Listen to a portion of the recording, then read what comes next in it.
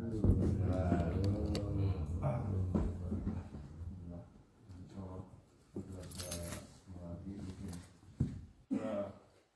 by Allah's favor and His ihsan that we are able to meet again. Before we start, I just want to, there's a request for a dua for son of Ahmad. Inshallah, we can ask to make things easy for him. Allah, yes, Allah make it easy for him and not to make things of hardship and to make things of ease. Allah make it easy and facilitate for him. And if there's a hardship of illness, I think that's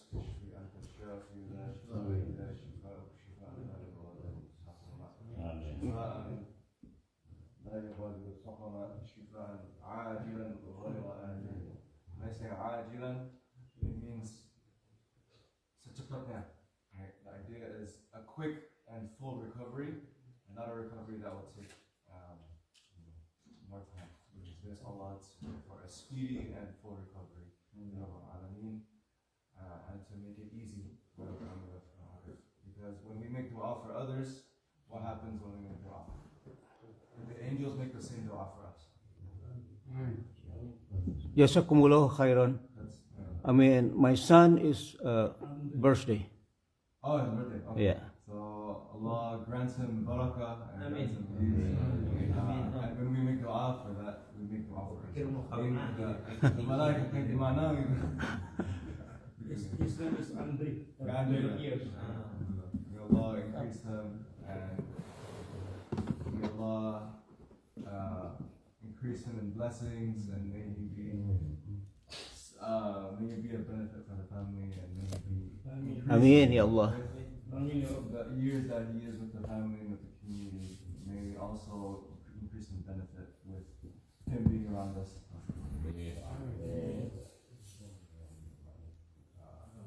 So let's start off, inshallah. Alhamdulillah. So again, when you make dua for someone, remember that when you're making dua for someone else is making dua for you, which is the angels. Ameen, Ya Allah. So don't just make dua for yourself only. Make dua for others. Alhamdulillah, we are continuing on with Ibn Atta'illah, Secondary's work.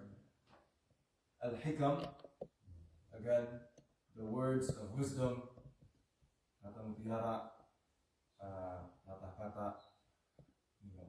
aphorisms, if you want a fancy word.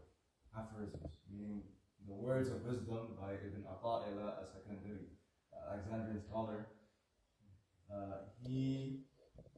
Last session that we had, we talked about the idea of freedom. Right? The idea of freedom and the idea of being attached. What are we being attached to? Because in this world, there are many attachments that are happening. Right? You can be attached to your work. You can be attached to your 9 to 5. You can be attached to your school. You can be attached to whatever hobby you have. You can be attached to any passion you have in this world. You can be attached to anything in this world. Many attachments that you can have. Many obsessions that you can have. What he's saying here from previously is the Indonesia agak. Jangan salah bergantung. Jangan salah bergantung. Many attachments of this world, but don't make the mistake in making your attachments to. What is the true attachment that we're looking for? Because attachments in this world, they come and go. The idea is that we have to see and realize what the nature of this world is about. Right? What this world is about, we know that it's temporary, it's limited, and it's not for us as well. Right? Funny thing is, when we say it's not for us, Ad-Dunya, there's a hadith, I'm paraphrasing, from the Prophet ﷺ, where it says, Ad-Dunya sijnul mu'min. Right? The world is like a prison for the believer. You don't want to get stuck here. But at the same time, Allah subhanahu wa ta'ala he uses the word taskhir, or not taskhir, but sakhara lakum. The idea is that Allah places this world for us to take care of, to use this world. Right? This world is a stepping stone for us towards getting to know reality, towards getting to know Allah subhanahu wa ta'ala. Right? So the paradox of this world is that don't get stuck here, don't be attached to this world, but use this world towards getting to know who Allah is, towards getting to know your purpose in life, towards the betterment of people, towards the betterment of your community, towards the betterment of your family. And that's the paradox of this world. Don't get lost in the sauce, don't get lost in it, but also don't let go of it in a way where, oh, I don't want to deal with anyone in this world, I don't want to deal with people, I don't want to deal with this world, you know. Let me live in a cave and let's call it a day. Because the Prophet ﷺ, he didn't do that. Right? There was a time where you need moments to be remote. Jabal Nur, where the Prophet ﷺ, he took his time away in the cave because the people of Quraysh were doing their thing. Society, you know, so many things are happening in society today. You take your time off and then you come back into the world, right? With renewed mission, with renewed purpose, with a renewed reorientation. That was the Prophet ﷺ when he received the revelation, اقرأ باسم ربك الذي خلق. That was a sense of purpose, that was a sense of attachment, of true attachment. Right? And now we think about obsession that we have in songs. That's the idea. So here, continuing on, Ibn At-Thohir talks about how we view those attachments. Right? We have those attachments in life. Ketergantungan, attachments. He continues on, talking about freedom, attachments. من لم يقبل على الله بملاطفة الإحسان قيد إليه بسلاسل الامتحان. One thing I really love about the Arabic is lots of rhyming. Right? In the Quran as well, lots of rhyming. Right? إن أعطيناك الكوثر فصل لربك وانحر إن شانئك هو الأبتر. The ra. There's lots of rhyme in the Quran. Over here, in the Arabic as well, the Arabs, the scholars of the past, they love to use that as a rhyming scheme. The idea is like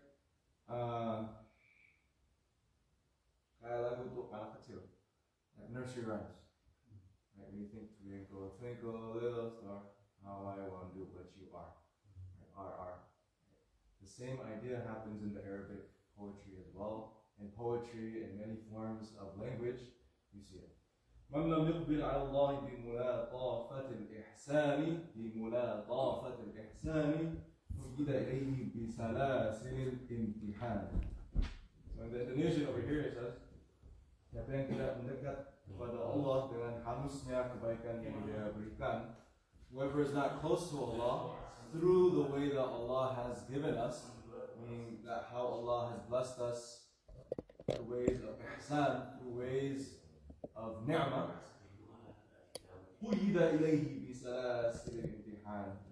he's seen the other way around. And the other way around is that maka ia akan diseret supaya mendekat dengan rantai cobaan.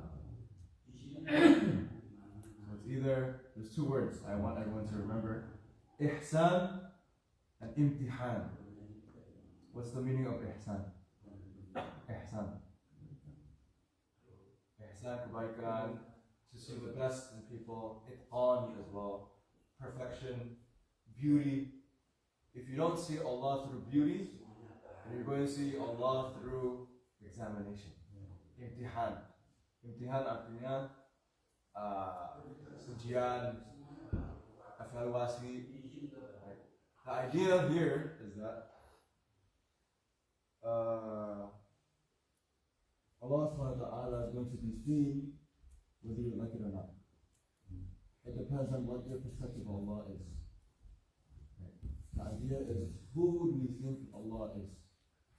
Who do we think our Lord is? Do we think that Allah is a giving Lord, Ar-Rahman Ar-Rahim, is the one who's most merciful, who's giving you all of this, and even more? You know in Surah Ar-Rahman, فَبِأَيِّ آلَاءِ رَبِّكُمَا تُكَذِّبَانِ.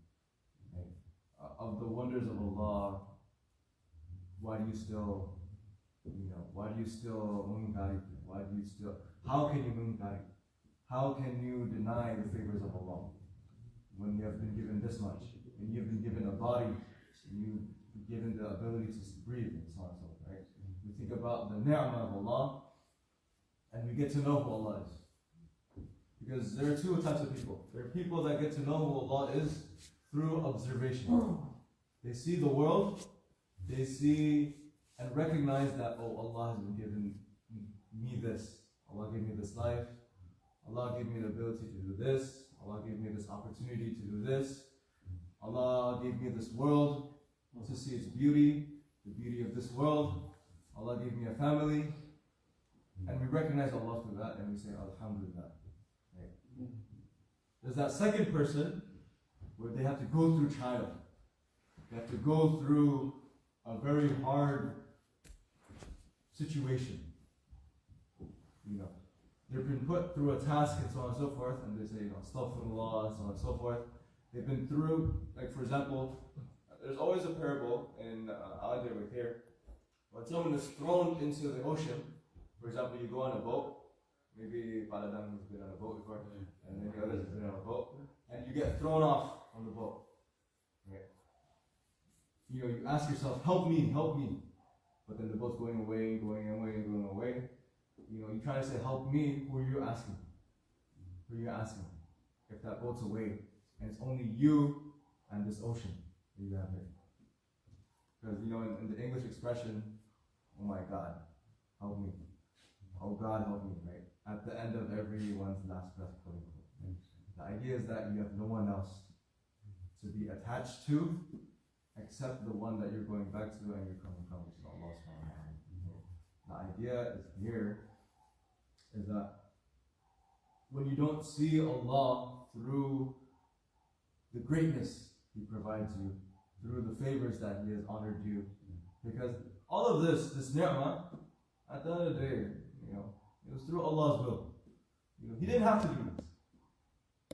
Remember this. That Allah didn't have to give you life.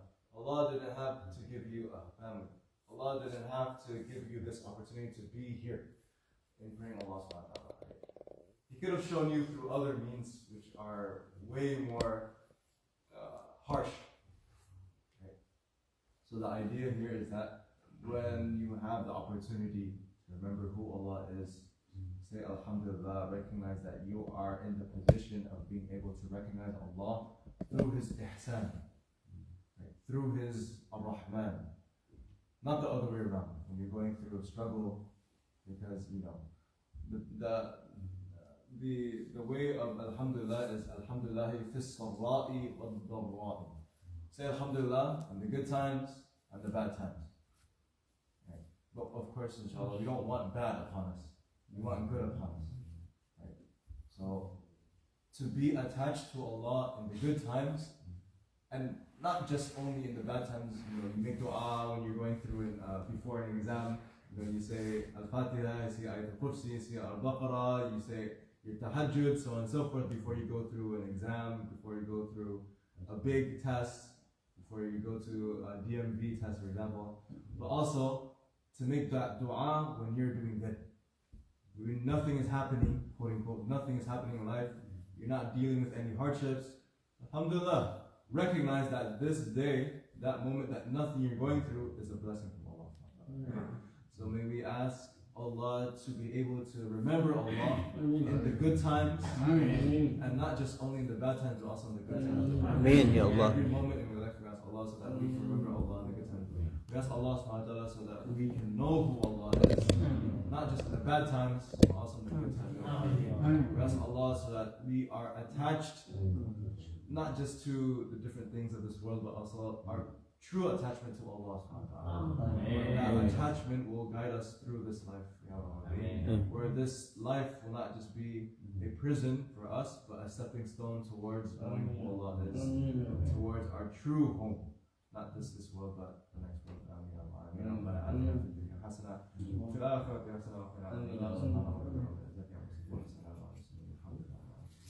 Ya, kita nyarap nasi kuning dan udang. Masya Allah.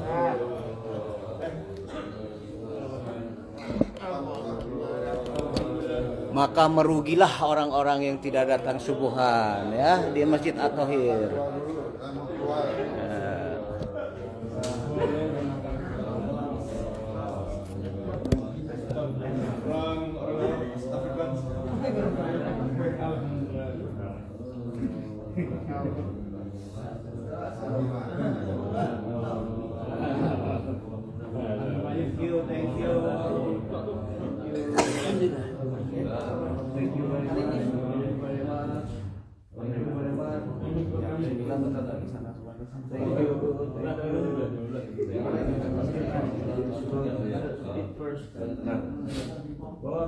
Mobil yang di belakang keluar dulu, ada yang mau keluar. Di belakang sini dong, di belakang. Mana ke belakang? Alhamdulillah.